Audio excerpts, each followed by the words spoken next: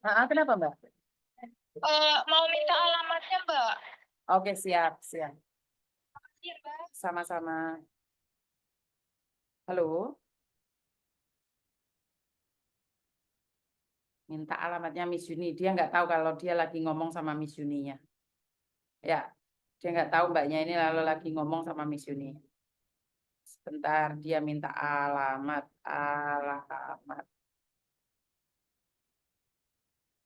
Saya tak delok dikit ya buat teman-teman sebentar ya.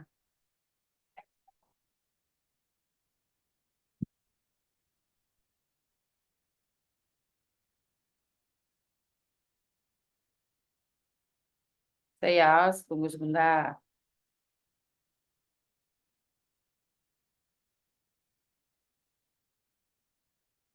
Itu alamatnya Mbak, itu alamatnya.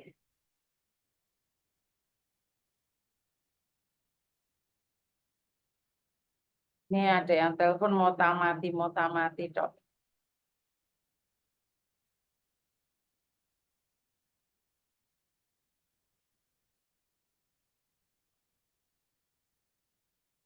Halo, halo. Halo, Miss.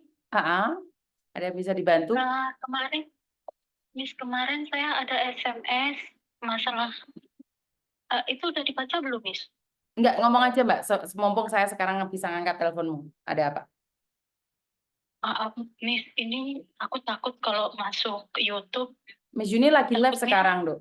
Karena secara langsung dan kalau tidak langsung masuk di YouTube sama di Facebook. Karena Miss Juni mumpung ada waktu bisa ngangkat teleponmu.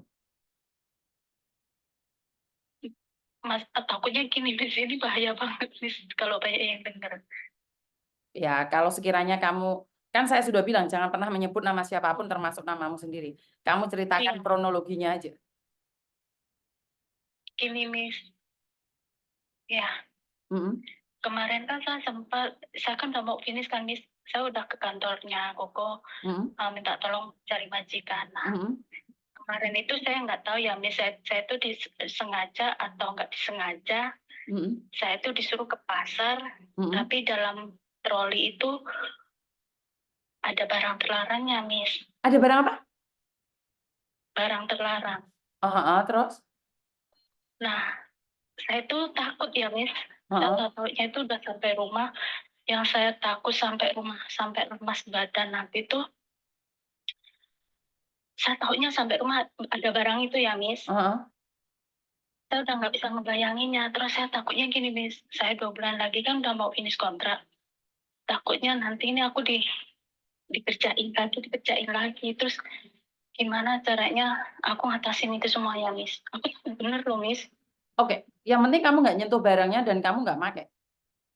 Karena Aku nggak pakai, Miss. Tapi saat dites darah itu akan ketahuan. oh enggak, aku nggak pakai, Miss. Demi Allah aku itu nggak Hmm. pernah pakai. Nah, kan aku satu rumah itu 2 orang kan, Miss. Hmm. Dua pembantu. Nah, iya. Terus Terus? waktu aku ambil barang, aku kan nggak tahu kan, Miss, itu apa ya. Hmm. Waktu itu kan di dalam tisu itu. Terus aku buka, kata temanku, kata dia kan dia lebih tahu kan, Miss. Kata dia, coba kasih saya, kata dia. Ini apa? Nah, waktu itu memang saya kan nggak tahu itu apa ya, Miss. Nah, dia cerita, udah aku pegang sih, Miss, barang Aduh. itu. Nah, aku masukin lagi ke troli itu, Miss. Terus teman saya bilang, kamu tanya sama bilang aja sama Tinyonya, kata dia. Nggak mau, aku bilang gitu. Saya taruh aja, saya biarin aja, balikin lagi ke tempatnya kan, Miss. Terus saya tuh selama 3 hari itu lemes campur nangis. Saya nggak bisa ngebayang waktu ke pasar, saya lewat stasiun itu kalau ada pati kayak mana nasib saya. Itu aja sih, Miss, aku mikirnya. Oh, bahaya juga itu, Mbak. Aku sampai gemeteran loh, Miss. Beneran sampai rumah itu aku nangis 3 hari, Miss. Kalau inget itu. Temenmu tapi tahu kalau seperti itu. Tahu, tahu. Malah dia awalnya yang lebih tahu dulu katanya. Nah, Berarti dia sudah biasa seperti itu. aku nggak tahu, Miss. Aku nggak tahu. Cuman dia malam itu pas selesai kerja dia bilang, aku tahu tahu itu di tempat itu, kata dia. Aku bilang gitu. Apa itu, kata dia. Ya itulah, kata dia. Saya nggak berani nyebut ya, Miss, ya. Heeh, Orang itu nggak berani nyebut. heeh, heeh. Kalau saya ketemu Miss Yuni langsung, saya mungkin berani cerita semuanya. Nah, saya bilang, ya udah, itu bukan urusan kita. Saya bilang, kita di sini cuma kerja. Aku bilang gitu. Tapi saya tuh nggak tahu ya, Miss, kenapa hari itu dia nyuruh saya ke pasar. Dalam troli itu ada barang itu, gitu loh, Miss. Tadinya itu saya cuma lihat rokok aja 2 kan, Miss, di dalam troli itu. Tapi saya nggak ada pikiran gimana-gimana ya, Miss. Karena saya sudah keluar rumah, saya mau balik lagi tuh udah males. Biar saya, nanti aja sekalian habis belanja gitu kan. Nggak taunya pas sampai rumah saya buka belanjaan saya, itu ada barang itu, Miss. Itu tuh saya langsung yang lemes, campur nangis. Itu di kamu, sebentar, dalam pikiranmu kamu dijebak atau memang mereka sengaja atau memang taruh di situ? Saya nggak tahu, Miss. Dia mau ngejebak saya, sengaja nggak sengaja, saya itu nggak tahu, Miss. Ya benar-benar saya takut, Miss. Ya ingat dalam otak saya, kalau sampai income tadi ketahuan Pak Miss, saya nggak tahu nasib anak saya selanjutnya. Itu aja sih.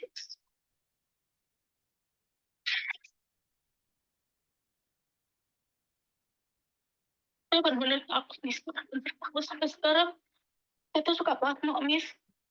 Kalau takutnya dia tahu seandainya dia masih mau saya nggak mau lagi sama dia. Takutnya dia ngejebak di tempat-tempat nggak mau bantu saya atau gimana gitu loh. Saya tuh takutnya sampai situ loh, Miss, sampai sekarang. Oke, ini rekaman ini, ntar kalau di up kamu simpen ya, Dok ya, judulnya kamu simpan sendiri karena Miss Yuni nggak akan ingat ya. Jadi kalau suatu saat Saya nggak bisa nyimpen nih. di YouTube, jadi kamu ingat-ingat judulnya apa, karena Miss Yuni nggak akan ingat ya. Jadi suatu saat kalau terjadi sesuatu sama kamu kan kamu pernah cerita nih, apalagi disaksikan oleh 300 orang lebih. Sekarang kalian lagi live nih. Kamu tidak menyebutkan nama, kamu tidak menyebutkan barangnya apa. Tapi ini sebuah ungkapan bahwa kamu itu memang tidak melakukan apapun, tapi di situ kamu melihat sesuatu gitu. Paham nggak? Iya, makanya. Iya, saya takut benernya. Saya tuh orangnya walaupun takut, saya nggak pernah mau ikut campur. Cuma terjadi itu benar-benar bikin saya shock nih. Oke, sekarang jangan parno duluan. Fokus sama pekerjaanmu. Jangan menunjukkan aura-aura yang nggak nyaman, biar mereka tidak apa? Iya, Tidak. Iya, aku berusaha untuk tidak, pokoknya seperti biasanya lah. Betul. Aku berusaha seperti biasanya biar mereka nggak curiga ke aku gitu. Jadi bilang aja sama dia, apakah kamu mau renew atau enggak? Masih belum tahu, Tete, nunggu jawaban dari orang rumah. Itu aja sih. Jadi kemarin aku udah ke agent sih, aku udah bilang gini, aku 2 bulan lagi kan udah mau habis, aku bilang gitu, aku mau pulang, anakku juga pulang, aku bilang gitu, Miss. Tapi jangan terlalu banyak bicara dengan agent atau dengan temanmu atau dengan majikan, dia bilang aja tak pikir-pikir dulu. Jadi kalau suatu saat kamu pulang dibelikan tiket pun udah nyantai aja. Oke. Lebih baik kehilangan tiket ya, Dok, ya, daripada kamu kehilangan sesuatu yang di situ. Iya. Iya, saya tuh hari ini ya, Miss, sampai kepikiran mau ke kantor Koko, mau minta tolong. Ya udah, kamu liburan aja datang ke sana. Tapi ya itu, saya sama Mas Rita itu takutnya kalau saya keluar, saya dikerjain itu, Miss. Nggak apa-apa, Dok, seandainya dikerjain seperti itu, intinya kamu jangan menyentuh itu aja. Intinya kamu jangan menyentuh. Kalau ada sidik jari kamu, otomatis kan kamu kena, saya. Iya, itu Miss yang aku takutin. Karena ada temen yang bilang, kamu pakai sarung tangan apa-apa kayak mana, nanti takutnya ya kayak gitu. Iya, pakai sarung tangan, saya. Pakai sarung tangan, saya. Pakai sarung tangan. Iya. Iya, saya cuma mau cerita aja, itu aja sih. Sekarang saya benar-benar sampai sekarang masih ketakutan belum. Sekarang udah cerita sama Miss Yuni sedikit belum nggak, sayang? Iya, sedikit belum lagi. Oke, jadi kalau kamu libur datang aja di tempat Koko. Iya. Oke. Makasih ya, Miss ya. Iya, sayang. Iya, sayang. Oke, thank you. Waalaikumsalam. Pernahkah TV-TV swasta yang ada di Hong Kong mengangkat kasus seperti ini?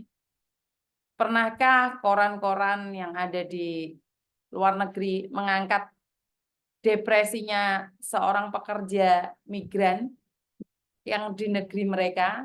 Pernahkah mereka mengungkapkan perasaan para pekerja migran yang tertekan?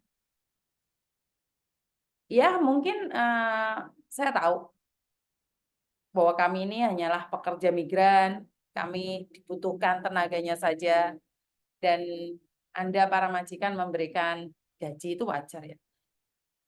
Tapi saat salah satu saudara kita melakukan kesalahan yang belum tentu salah, dunia sudah menghakiminya. Dunia sudah memelototkan matanya pada pekerja migran Indonesia. Bagaimana dengan kasus seperti ini? Bagaimana dengan kasus mbaknya tadi yang dituduh mencuri uang 6.000? Bagaimana dengan kasus-kasus yang lainnya?